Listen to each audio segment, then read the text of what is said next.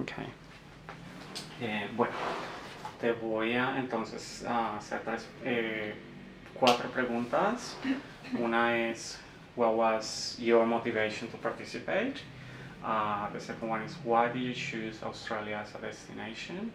The third one is about hopes and dreams, and then you could tell us a little bit of your aspirations and expectations in Australia as a woman, as a queer identifying woman, and also from Latin American and Hispanic background. And then adversities, what challenges or adversities have you overcome in terms of your sexuality, your gender identifying, your intersection as a woman, and as an immigrant as well. And then finally, you just need to think about 3 words that kind of resume or summarize everything, all of these questions. And those are 3 words that we're going to be displaying as an audio in the exhibition in Frankston. We want people to take those words and sort of take them home and make them think when they're looking at the pictures. Okay, so let's start with the first one. So what was your motivation to participate in this photographic exhibition? Well, I was invited by a friend. I didn't know about the exhibition, and it really called my attention to be part of a community in which I can feel that I belong to. I haven't engaged much with the community here in terms of the LGTB people. So I'm married to an Australian, and we don't have many friends from the community. So we thought that this would be a very great opportunity to be part of a project, to contribute, and also to meet people in which from a group that which we can feel belonging. Mm-hmm. And then, why did you choose Australia as a destination? Oh, I didn't know much about Australia actually before coming here. I came because I have a couple of friends who were living already here, and I was having like a sort of full year in Colombia, full stress. I got a job that was quite stressful, so I thought that it would be great to have like a sabbatic year, and Australia was like the perfect destination for that sort of exotic country that is beautiful and beaches and everything, but I didn't know much about Australia before coming. Let's talk a little bit about your hopes and dreams. So now that you are here in Australia and you have an Australian partner as well, what are your aspirations and expectations, and how do you see your life as a woman, as a queer woman and migrant woman in Australia? Yeah, so once I came here, I fell in love with the country, and I fell in love very soon, like 4 months after I came here with my current wife. What are my dreams here? So I feel that this country is very open for us, so we can call us as a family. I always bring my wife to all my activities, professional activities, with my friends, with the team I play basketball in, or my friends that I play music with. So I feel that here I really belong to the community, and they accept me regardless my sexuality. So it's something that is not even questionable. So I'm very proud to hand my hands with my wife wherever we go, which was a little bit different in Colombia.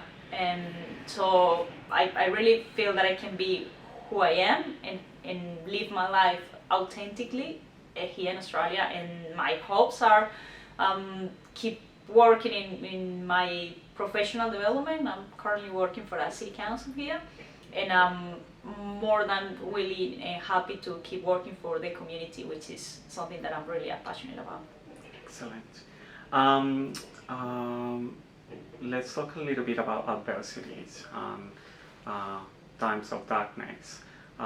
What have been your challenges as a queer woman, as a migrant woman, as a woman itself, and how have you overcome them? Yeah, it hasn't been easy actually. So when I came out and saying that I was a lesbian girl was when I was 18 years old back in Colombia. That wasn't very well taken by my family, so it was a very dark time, and I left home by the time. So when you are 18 years old, you are at university, and I have to left home and just make my life by my own, like working different types of jobs. I was doing instruction in gym. I studied science sport, so I was teaching swimming, teaching basketball, doing whatever I could to make money to make my life. And it was very hard period, so it was probably 2 years in which I didn't have much contact with my family because of that situation. I never left university. I was clear that I needed to keep working and making my life, but also study university. And I was an athlete at that time as well. So I had to train, I had to work, and I had to make my life.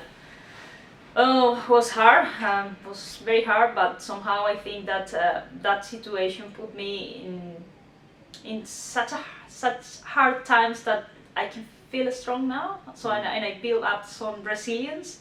So sometimes even I didn't have much money even to eat, but now I feel that whatever happens is not that bad.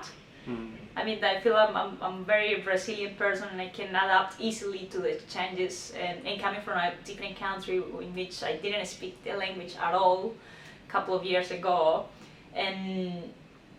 but I wasn't even like afraid of that. I thought it's gonna be hard, but I've been through many different hard situations that I'm sure I'm gonna make it work somehow.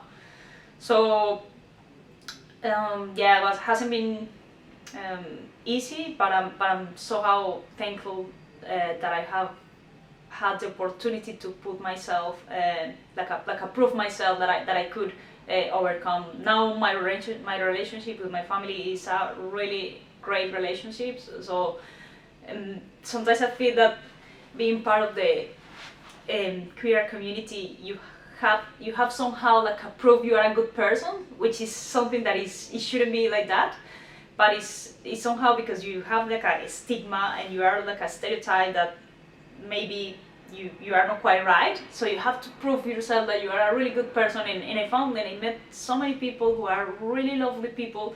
And I thought sometimes that might be because of that situation. You are proving yourself, you are a good person, you are showing your best, and I think this is what could have happened to my family. And I could say that in my family I might be seen as a leader and as a representative now, and part of that is coming from that dark time and be able to achieve things or to get professionally some positions or jobs that I used to have back in Colombia.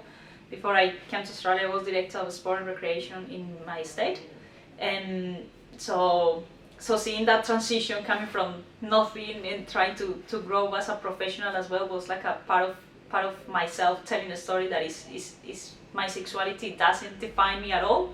I am the person who I am regardless who I love, and yeah, so that's been a little bit my story. Excellent. Also, the last question is perhaps what do you want people to take home when they see your picture or when they see your story, even your video? And if you at the end could just tell us 3 words, that those are the 3 words that are going to be playing in the exhibition. Perhaps when people are looking at your picture and you want them to associate those words with you. So one word would be definitely resilience. I would say a smile. A smile regardless. A smile? Regardless whatever happens, just keep smiling. A smile. A smile. And persistence. Persistence. Okay. Well, I think so that's all. Cool. Thank you so much. Thank you.